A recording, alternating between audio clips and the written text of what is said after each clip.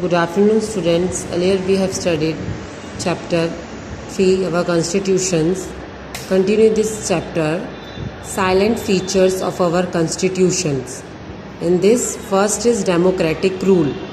India has adopted the democratic system of government. General elections are held in our country every 5 years.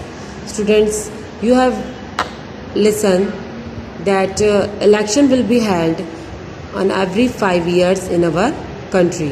Citizens above the age of 18 are eligible to cast their vote. Those who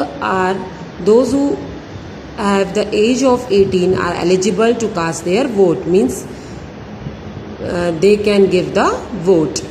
We cannot imagine democracy without elections. If we have democracy, then elections should be held. People all over the country play the role in electing their representatives. Any voter of the country can contest an elections irrespective of his/her religion, caste, class or gender. It does not depend on religion, caste or class or gender. The elected representatives rule for 5 years. Those who elected can rule for 5 years. Every citizen enjoys the freedom to follow religion of his/her choice, as well as freedom of speech, expression and thoughts. Means this is a country of democratic type. So it is a freedom of speech, expression and thoughts. Next point is secularism. A secular nation means that the government does not conform to the norms of any particular region in its system of governance. Citizens are not discriminated on the basis of their faith, sect or religions. Means citizens are not discriminated on the basis of their faith, sect or religion. Every citizen enjoys the right to follow and propagate the religion of his/her choice. Means every citizen enjoy the rights to follow and propagate the religion of his/her choice.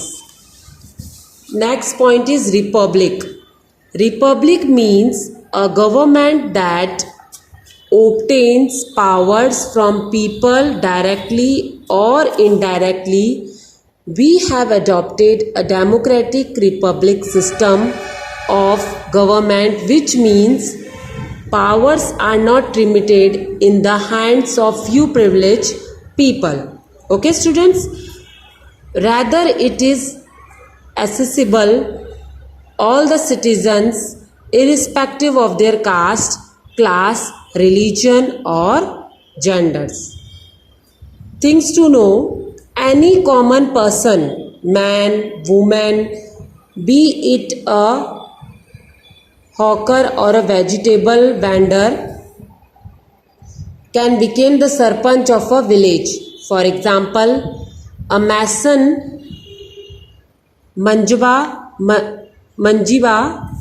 Manjibai contested election of Legislative Assembly and became the member of Legislative Assembly. Means MLA. Short form of member of Legislative Assembly is MLA. This is the chart. First, central government's chart. First of all, president, then legislature, executive, judiciary. In legislature, parliament, Lok Sabha or Rajya Sabha. In executive, prime minister, council of minister. Judiciary, Supreme Court. Okay, this is the chart of state government.